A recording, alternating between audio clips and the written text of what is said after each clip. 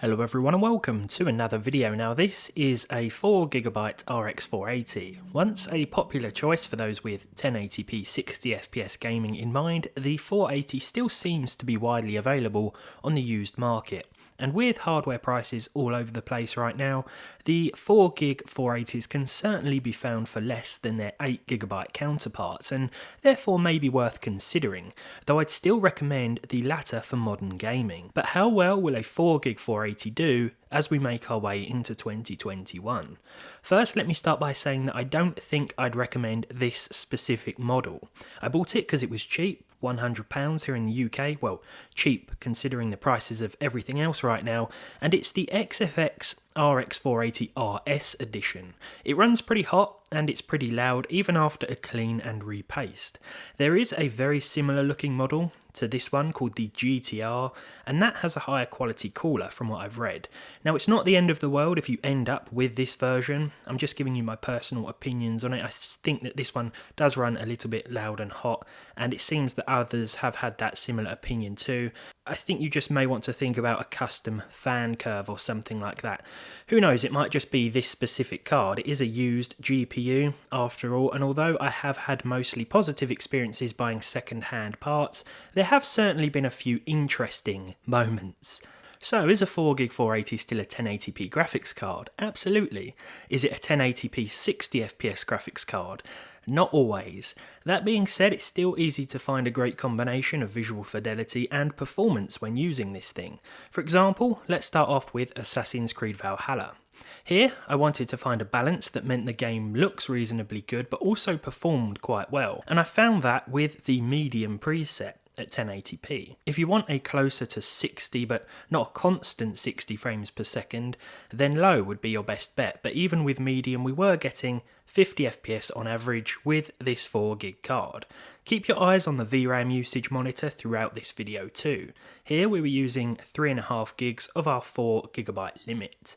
Next up we have Call of Duty Cold War. This is where our 4GB of VRAM fell foul to our chosen settings. Although everything else was set to low, our texture settings remained on high for the first test here, and this meant that we saw some pretty big frame dips as shown in this footage. The in-game graphical menu said we weren't exceeding 3.5GB of VRAM with these settings, but it's clear from the afterburner monitor that the card was maxing out in that regard, causing some bad stutters. With that then, I reverted to low settings across the board, though anti-aliasing was enabled, and I think set to medium to avoid some of those horrible jagged edges. 1080p low gave us a 95 FPS average. To be honest, I've used other 4GB cards that didn't have quite this bad of an effect on frame times, so I'm not sure why the 480 is impacted this significantly when using high textures. So with that previous experience leaving me a little bit cautious, I ran Crysis Remastered with the low settings as well. Now there was actually nothing to worry about here. We saw very good frame rates when playing through the opening couple of levels.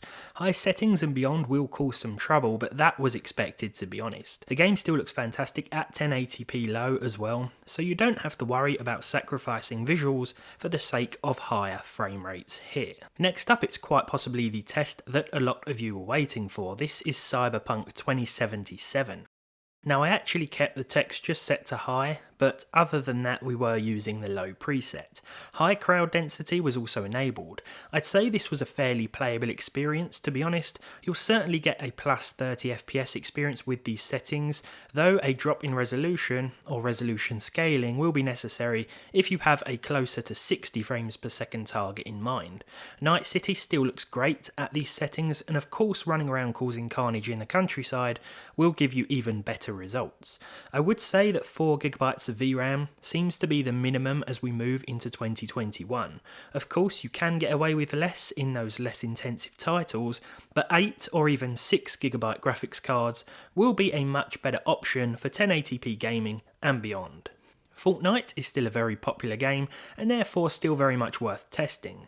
It runs absolutely fine with the 4GB 480 even with the high settings. I wouldn't crank things up much beyond this point though, for the sake of avoiding unwanted frame dips with the epic settings. There's not much else to say here as Fortnite has and will likely run fine on this GPU indefinitely. I still include GTA 5 in the benchmarks as well because despite its age, it's still very popular and it has seen many updates over the years, some of which have affected performance. High settings across the board at 1080p will be no problem for the 480 even in 2020. 2021. The advanced options are also turned off and I was using the standard high settings, not very high here. Personally, I can't really see a difference between high and very high, so I always tend to go for high. That's the same reason I avoid ultra in a lot of other games as well, because even with my personal setup, high and ultra in a lot of instances just don't look that different, yet are sometimes significantly different in terms of the performance. Now, I've really been getting back into Kingdom Come Deliverance lately, and as fun as it is still an absolute PC melter. Turning the graphics up too high on lower end hardware will cause some severe frame rate dips and stutters, but I found that with the 4GB RX 480, the high settings are definitely usable. I even had the HD textures enabled. This free texture DLC doesn't seem to make an overwhelming visual difference at 1080p because honestly the textures have always looked really good. It's nice to know that we can still get a respectable frame rate with this option enabled though, but I'd probably leave them uninstalled or switched off. In Red Dead Redemption 2, I opted for the first balanced preset, which uses a combination of medium and low, but the textures were set to high just to give everything a more polished look. TAA sharpening was also reduced significantly. In fact, I think it was off here. We saw a fantastic average frame rate with this game and the percentile numbers were decent as well. Let's move on to our final result of the day now and hopefully end this testing on a high. This is Watch Dogs Legion. To my surprise, this ran really well, albeit with the low preset.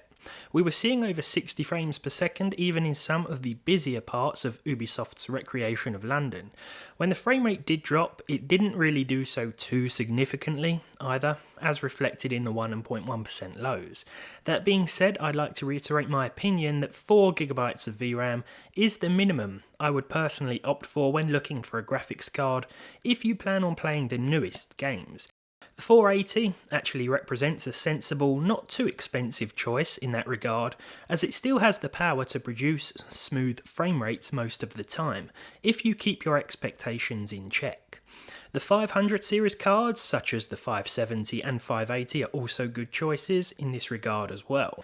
In terms of Nvidia cards, the 1050 Ti, 1650 or Super, and 1060 would be good alternatives, but then again it's all about if you can find these cards and how much you can find them for. But there we go, the 4GB RX 480. Would you buy one of these nowadays? Do you have one of these in your system already? Let me know all of your thoughts down below in the comments section, and as always, I hope you've enjoyed this video. If you did, leave a like on it down below, leave a dislike if you didn't, subscribe to the channel if you haven't done so already, and hopefully I'll see all of you in the next one.